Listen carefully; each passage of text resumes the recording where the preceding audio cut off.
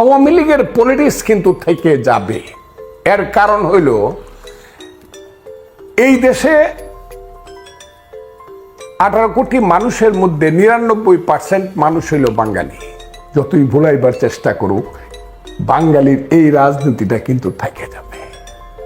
এই 40 বছর আওয়ামী লীগ করিয়া এখন তারা যে বিপদে পড়ছে, এদেরকে যদি বলি, আমি এদেরকে বলি, হারামজাদা তোরা কইরে যখন বঙ্গবন্ধুর মাথার উপরে প্রস্রাব করে তোরা কই থাকস রে ওই হারামজাদারা, আমি এই বকাটা পর্যন্ত তাদেরকে দিই। আওয়ামী লীগটা আমি 1964 সনে 26শে সেপ্টেম্বর থেকে শুরু করছি।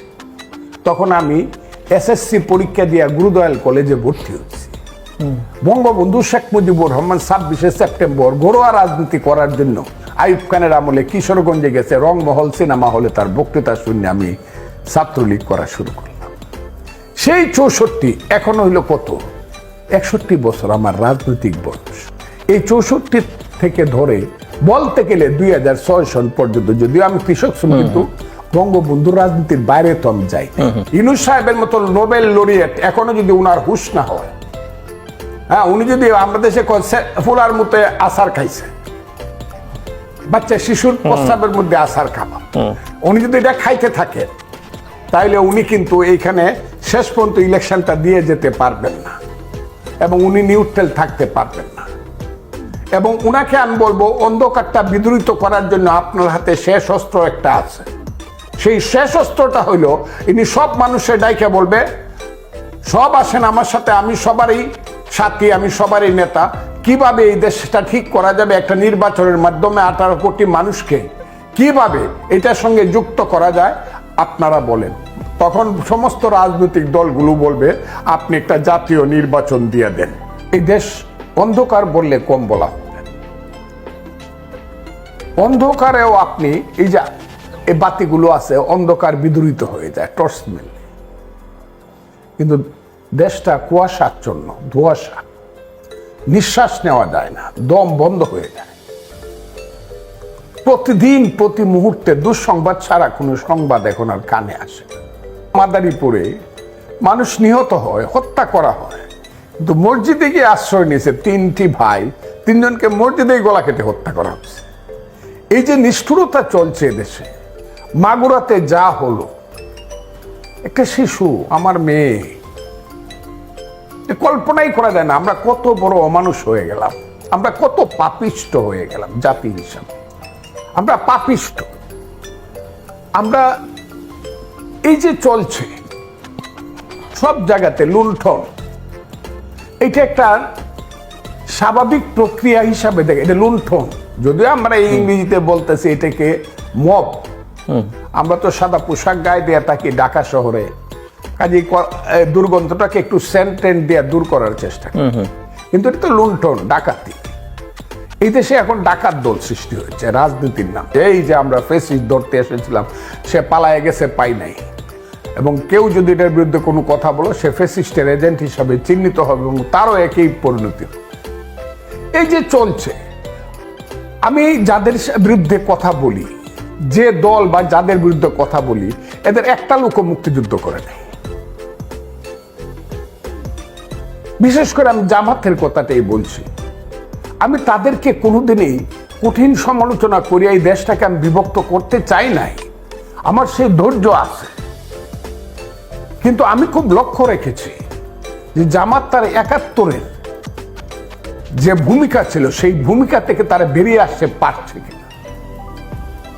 কিন্তু তারা যখন কিছুদিন পরে একটু মনে করলো যে সবকিছু পরিষ্কার হয়ে গেছে, পূর্ব দিগন্তে সূর্য উঠেছে রক্তলাল, আমাদের বোধহয় বিজয় হয়ে গেছে, তারা যখন মনে করেছে যে তারা ক্ষমতা দখল করবে এবং মুক্তিযুদ্ধ সম্পর্কে বিভিন্ন ধরনের ব্যতিক্রম ধর্মী কথা, এবং সবচেয়ে কঠিন কথাটা হলো তাদের ছাত্র সংগঠনের পত্রিকায় যখন লেখা হইলো যারা মুক্তিযুদ্ধ করছে মুসলমান যারা, তারা আল্লাহর কাছে ক্ষমা করতে হবে, ক্ষমা চাইতে হবে, তওবা করতে হবে, আল্লাহ যাতে এদেরকে তওবা কবুল করে। এবং জামাত যখন একটা কথা বলো না, কারণ শিবিরের ছেলে পেলে এরা কোনোদিনই জামাতের বাইরে একটি কথা, একটা দাড়ি কমা বলে না। এটা বোঝা গেল যে তাদের এখানে ইন্ধন ছিল বা তাদের এখানে সম্মতি ছিল। তখন আমার একদম মনে হয়েছে, হায় হায়, এদের সঙ্গে না গত 20 বছর দেখলাম বেগম খালেদা জিয়া এত ভালো ব্যবহার করলো, তারেক রহমান সাহেবরা, আমরা সবাই আমাদের ডানার আস্তিনের নিচে, খালেদের যে আঁচলের নিচে এদেরকে আশ্রয় দিলাম, বাঁচাইলাম, মার্কা দিয়ে ইলেকশন করাইলাম, এরা কয় কি করে কি, ওই কিন্তু আমি বলতে শুরু করলাম। বলার পরে এখন যে অবস্থাটা আমার বিরুদ্ধে দাঁড়াইছে, এটা অকল্পনীয়।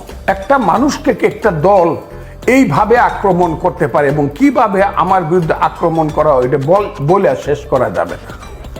আমি কেন বলি কথাটা, আমি যেটা দেখেছি, দেখেন, আমি নিজে মুক্তিযুদ্ধ করেছি। আমি এমন একটা জেলায় মুক্তিযোদ্ধা কমান্ডার ছিলাম, সেই জেলায় 2 জন বিখ্যাত লোক ছিলেন। এই যে ডাকাতের দল ভাই রয়েছে মবের নামে, একটা বাড়িতে যাচ্ছে, কালকে আমার চোখের পানি এসে গেল, গুলশানে দেখলাম, সত্যতা লেশ মাত্র নাই, সেই বাড়িটাতে গিয়া লক্ষ কোটি টাকার সম্পদ লুট করলো।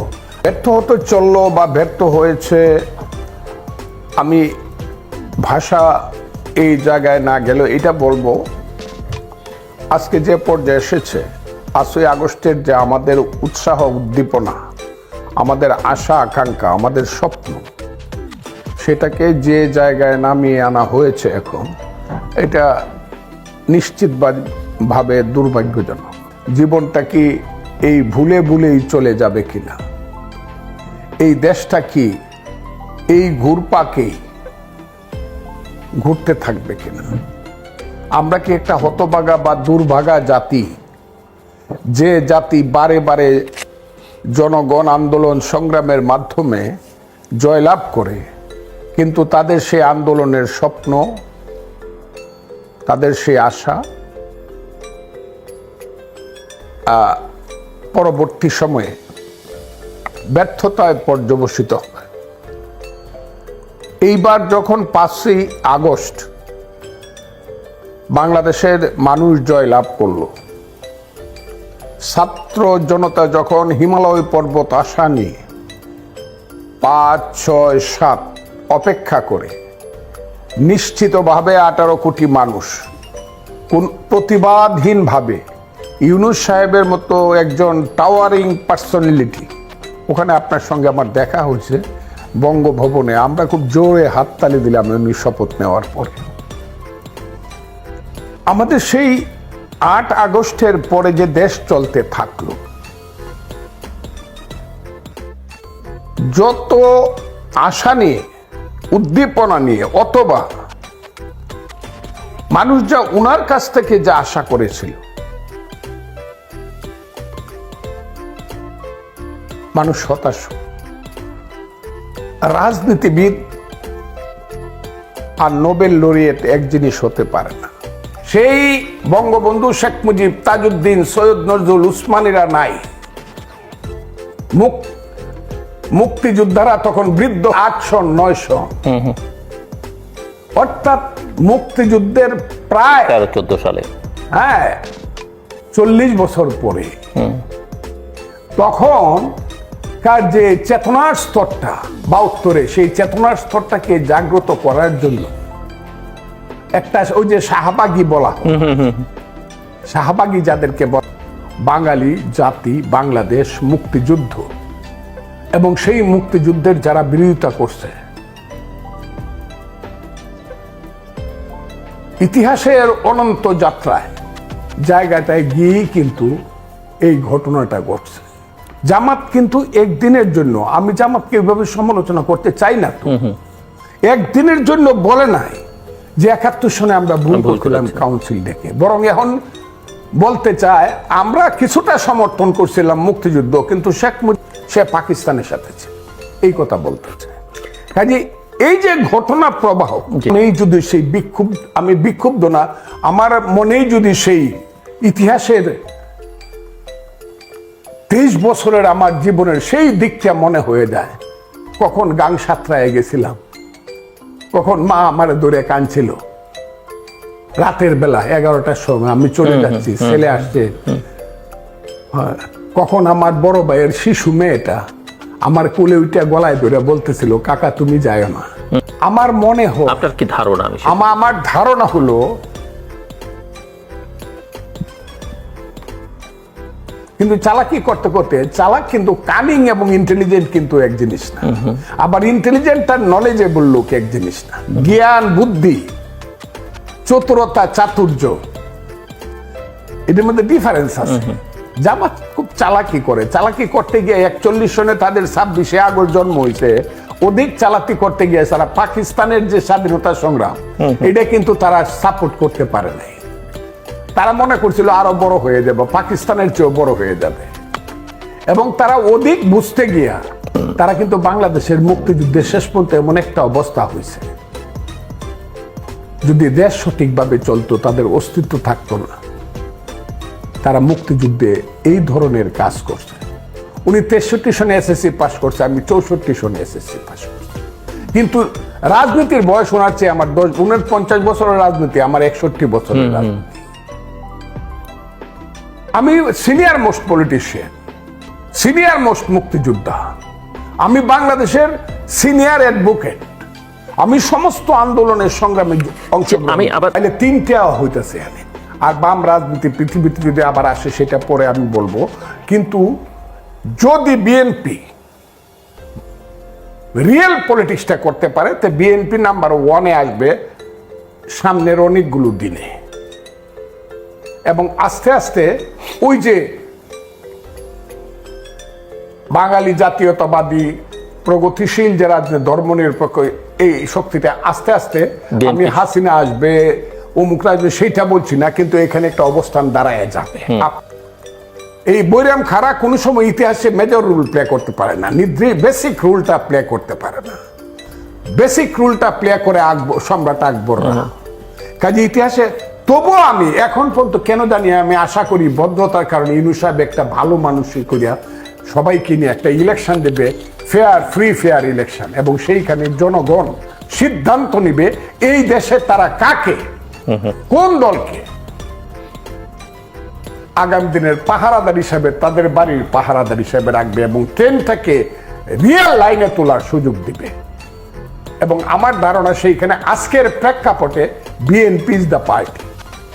প্রাথমিকভাবে তারাই ট্রেনটাকে লাইনে তুললে এটা নর্মাল হবে সেই জায়গা। আর এর বাইরে যদি ওই আরো কিছুদিন ইলেকশন বাদ দিয়া দেও, বিএনপি একটু ধান্দাবাজি সান্দাবাজি করে নষ্ট হয়ে যাগা, আওয়ামী লীগকে দিল্লি থেকে আমরা আমেরিকায় পাঠায় দেই অথবা অ্যান্টার্কটিকায় পাঠায় দেই, তারপরে আমরা এখানে আইসা, হ্যাঁ, এটা হবে না। আমাদের ছেলেদের বুদ্ধি হয়েছে, আল্লাহ এদেরকে জ্ঞানী করুক, জ্ঞান দেখে এদেরকে চক্ষুষ্মান করুক, এরা দেশটা চালানোর মতো যোগ্যতা অর্জন করুক। আর এখনো যদি লাভ দেয়, এটা আমার কাছে এদের জিনিসটাকে আমার হইতেছে না আর কি, আমি মনে করতেছি না। এত ক্ষমতা থাকতেও ডিসির কাছে রাইফেলটা যেদিন বঙ্গবন্ধু আইসা কইছে যে 31শে জানুয়ারির মধ্যে সব জমা দিয়ে দিতে হবে,